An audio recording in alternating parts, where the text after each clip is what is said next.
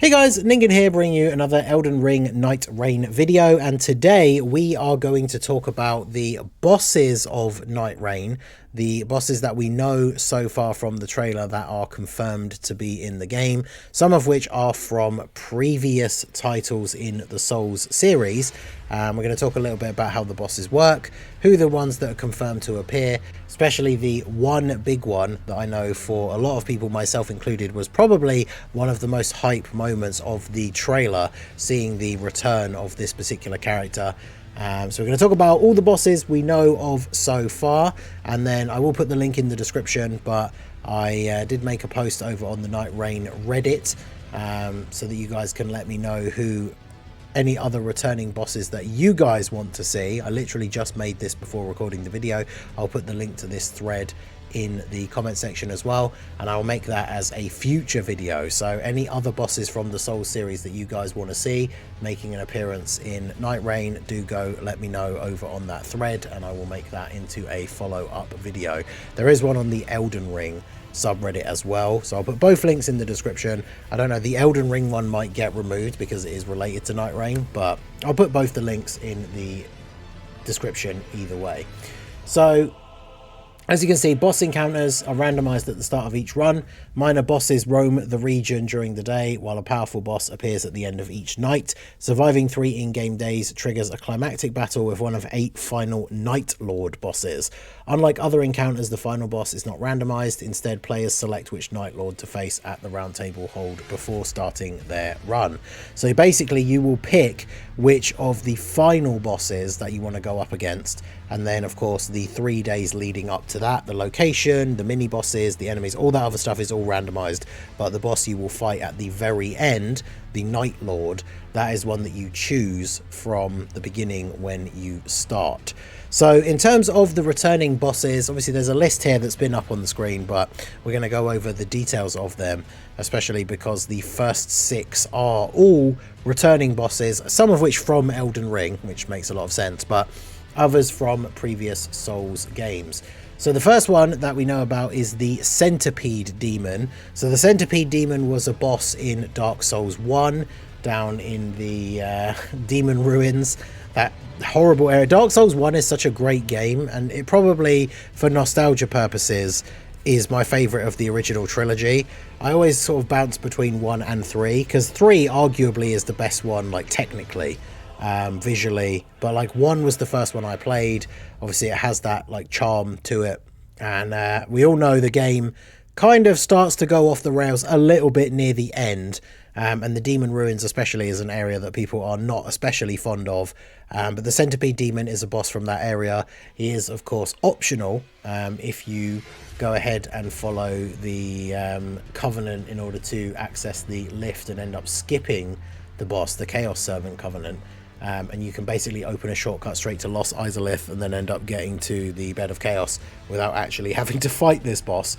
But yeah, this boss is pretty straightforward. He has some pretty straightforward attacks, lunges, a few jumping attacks. I believe he has a grab as well that does a lot of damage. But overall, a pretty straightforward boss. Now, the one thing we should think about for each of these bosses is the fact that they have talked about the fact that the game is optimized and designed for this 3-player co-op experience, which means that hopefully bosses are going to be a little bit smarter and potentially have some new moves, right, for these returning bosses to make it so that you're not just absolutely destroying these guys. Obviously in any Souls game previously, especially humanoid enemies, like once you've got some summons with you, whether they be people or AI, having someone to take the aggro from you obviously makes it a little bit easier, not only for you to back off and heal if needs be, but just to get in and deal a ton of damage without having to worry about only attacking when there are openings. So it's going to be very interesting to see how they apply that strategy for these bosses being able to be centered around fighting against multiple player characters, without making them obviously insanely hard or just as easy as some previous Souls title bosses can be once you have allies with you. Like, there are bosses in the previous Souls games that can be very difficult, very challenging when you're by yourself, but as soon as you have another person and can bounce that aggro between you, becomes significantly easier. But Centipede Demon, interesting one to start off with. When it comes to bosses that you'd pick from Dark Souls 1, Probably not the one that would be top of my list, but definitely an interesting choice. Then the next up one that we know about is the Demi-Human Queen. Now this one is a sub-boss that appears all over the place in the base Elden Ring game. There's plenty of these around on the map, so you'll be used to fighting these. Obviously they use magic, have a staff for casting. There's not really a huge amount we really need to say about them. They just use crystal magic. They are not particularly challenging. I guess you can be like pinned down when you're by yourself, but again, this is another one. Be very interesting to see what they do when it comes to optimizing these bosses for fighting multiple characters. Potentially some new spells that have more sort of AoE effects, even like you know, something that attacks outwards in all directions. Something like that is obviously going to be tools for the arsenal of these bosses to make it a little bit more challenging when you've got 3 of you fighting a boss. And of course, most demi-human queens in the game are found surrounded by a bunch of the demi-human mobs, so I'm assuming that that is going to be the case here as well. So pretty straightforward one. Obviously any of the characters from Elden Ring, it just makes a lot of sense for them to be in anyway. So next up we do have the Draconic Tree Sentinel. So there's a couple of these guys in the game. They can be pretty tough again, especially when you're by yourself.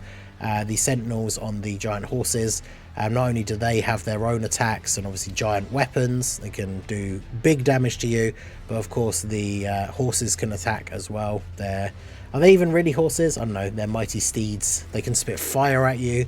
The one that you end up fighting outside of the Lindell entrance. I think, is he the first one you come across in Elden Ring? But yeah, can spit fire, can be an absolute pain. Has the giant shield, has the sword, has jumping attacks, all sorts of crazy stuff. So Draconic Tree Sentinel, again, another Elden Ring mini boss. I guess if you want to call it a mini boss, an in-world boss, right? Making an appearance obviously just makes a lot of sense. But this is one of the bosses that I'm talking about. Like in the base Elden Ring, this boss can be absolutely trivialized by having allies with you. So it'll be very interesting to see what extra tools that they give these bosses to help them handle those kind of situations. So then we have Margit, the Fell Omen. Obviously he's the first like quote unquote major boss that you fight in Elden Ring. So he can be pretty straightforward. He is the first boss. I mean, I guess for a lot of people when you play a Souls game, especially if it's your first, the first boss is kind of a skill check. But, you know, I don't know. For most people that played Elden Ring, it probably wasn't your first Souls game. So I know not a lot of people struggled with this guy. He did, of course, come back with his more powerful version, the Morgott the Omen King, a little bit later on. But Margit the Fell Omen is the one that is confirmed as of now for Nightreign. Be kind of interesting to have like a super powered version of Morgott as one of the actual like Night Lords, but Margit is one of the mini bosses that we know of confirmed for Nightreign at the moment. It's got a relatively interesting moveset. Again, he's not like super difficult, but he's got the 2 phases where he starts doing the big swings and jumping attacks. But for the most part, not a super challenging boss, which is of course why he is a mini boss in this and not a Night Lord. But again, would be interesting to see Morgott as a Night Lord option, especially like a giga powered version of him. But let me know what you guys think of that in the comments. So then we have another returning boss, which is the Duke's Dear Freya. So this is a really interesting boss from Dark Souls 2, which is a giant spider with 2 heads, one on each end of the body. And those were the only places you could do damage. But those, of course, were also the places where the attacks would come from. So the area would be swarmed with mini spiders as well that you had to take care of. So be interesting to see if that is going to be a thing in this as well. Obviously on screen we can see the images. I'll probably rotate between the two, but we've got the image of Freya from Dark Souls 2 and then the image that we've seen from Nightreign. And even in the Nightreign one, right, you can see a bunch of the smaller spiders swarming around. But in Dark Souls 2, like I say, you could only deal damage to the heads on either end of the body. Landing blows anywhere else, basically just like hitting walls or rock enemies, like just cause you to bounce off and not do any damage. So this is one that's really interesting for the multiplayer aspect, because usually depending on the movements and the attacks that Freya is doing, one of the heads is lowered and is accessible and the other one isn't, so you'd have to swap sides fairly regularly. But obviously when there's 3 of you and you can have a person focusing on either end, that could certainly make things a little bit easier. It definitely does, of course, in Dark Souls 2.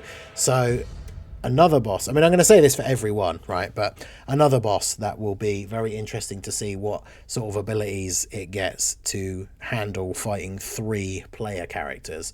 So Duke's Dear Freya is one from Dark Souls 2. And then, of course, we get on to the main event in terms of the returning bosses, because we've got a couple of new ones that we've seen as well. But we got the big boy himself, right? The Nameless King. So this is one that I know people were super looking forward to. As I say, I was super hyped when I saw in the trailer that he was going to be returning as a boss. The Nameless King, son of Gwyn, who made a pact with the dragons. The one interesting thing that I have wondered, and I think someone made a post about this on the Nightreign Reddit, is the fact that if he is appearing, he's not a Night Lord, right? He's a boss that you just fight in the game. So I'm assuming he's only going to be his first phase. Because none of the roaming bosses in the world in Elden Ring had like an animation with like a phase change and an extra health bar and all that stuff, right? It's only for the main bosses of the game. So if this guy is just on the map, like as you're running around during your 3 days getting all your stuff powering up, I would assume it's going to be him flying around with the dragon. So he's obviously going to have the move set of the dragon, the King of Storms. So that will be very interesting, because of course the fight with him on the dragon wasn't super difficult, could be a little bit tedious, especially if your swings, like, it's one of those annoying things where it'd always move the head just slightly, especially if you're someone who, like me, likes to use the big, slow, powerful weapons. And then of course the fight, once you've defeated the dragon and you're fighting the Nameless King on foot, if I could choose, I would prefer for it to be that fight, because that fight is obviously very, very fun. Can definitely be challenging. I mean, like any Souls boss, right? Once you get the moveset down, once you get your dodge timing down, any of these bosses can be made to look easy. But this was a boss that, when we first got to him in Dark Souls 3, it was super, super fun. I would say he is, because of course he was a secret boss, the dragon area was a secret. He was probably the hardest boss in base Dark Souls 3, right? Before they added the Ring City and added in Midir. But yeah, beating this guy back when Dark Souls 3 first came out was a great accomplishment. I remember using his weapon, the dragon like spear, in duels in the PvP area, and you know, it being such a new thing at that point, people not knowing what it did, and using the weapon art with the lightning strike to basically deal over half the damage to the enemy straight away. Kind of funny, because people would see you doing some sort of like weird pose that they didn't recognize, assume it's a weapon art, and then just kind of stand there and block and try and watch what you're doing, and then they get struck by lightning and lose a giant chunk of their health. So yeah, Nameless King, always been a super cool boss, really cool design. Very, very excited that he is returning in Nightreign as a boss, and very much looking forward to fighting him. And so then of course we have a couple of other characters in terms of the mini bosses.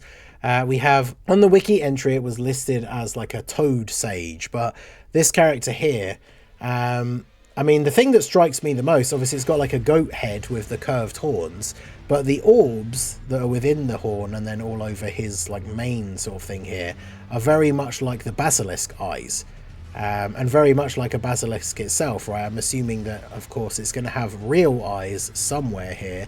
It kind of almost looks like, when you're looking at it face on like this, it almost looks like someone wearing a mask, and the face is just this bit on the front with the 2 eyes. Even kind of looks like 2 eyes, a nose and a mouth now that I'm looking at it. If you can see it, let me know. And then just like the other basilisks, these other bits are just for show. So this is very interesting. Some sort of weird basilisk sage. I wonder if it will have spells or any AoE effects or anything that give you the always annoying like death curse, like instant death status effect. That would certainly be annoying. And then the other one that we've seen that we don't yet have a name or any confirmation for is this crazy looking dragon thing with a giant head, like giant mouth, giant jaw.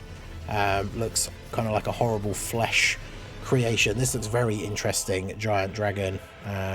Seemingly almost looks like, I don't know if it's just the angle, actually it's just the angle of the wing. Yeah, the wing, the closest to the camera, is like bent over, and that's the claw sticking out at the bottom. It almost looked like a secondary set of wings coming out near the tail. But yeah, giant dragon with a huge looking jaw, And these are the confirmed mini bosses that we have so far. Then when it comes to the Night Lords, we know the name of the first one, which is Gladius. It says selected at round table hold as Tricephalus, a 3-headed wolf armed with a chain sword. So this is the image here. You can see giant sword on the back. It kind of looks like the Wolnir sword from Dark Souls 3, attached to a giant chain which is wrapped around the necks of all the wolves. That's a really cool design for like a Cerberus type enemy.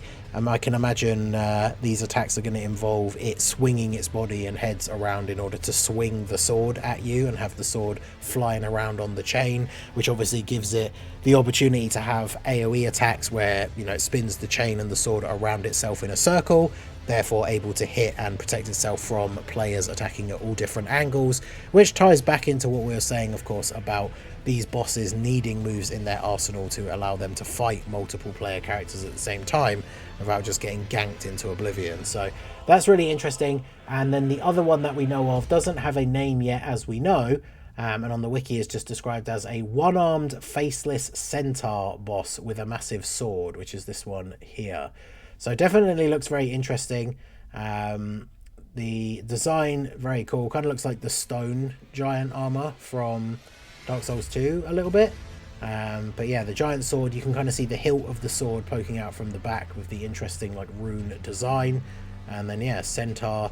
Interesting design, a one-armed centaur with a massive sword. So again, with the bosses that we've seen, like Radahn, characters with this sort of like giant horseback style, Gaius from the DLC, I can expect lots of charging, jumping attacks. With a big sword like that, obviously huge arcing, sweeping attacks that can cover a lot of ground, because again, this being the final boss of your run, you know he's going to have some moves in his arsenal that are going to hit all around him and protect him from being ganked by your squad. So those are the bosses that we know are confirmed for Nightreign at the moment. Let me know what you guys think down below. Which of these are you most excited for? Which of them do you think looks the most interesting out of the newer ones? And like I said at the very beginning, I will put a link down below in the description to the posts that I made over on the subreddit. Do go ahead and let me know over there the returning characters that you would love to see from any of the other Souls games make an appearance in Nightreign, whether it be as the mini bosses or the Night Lords.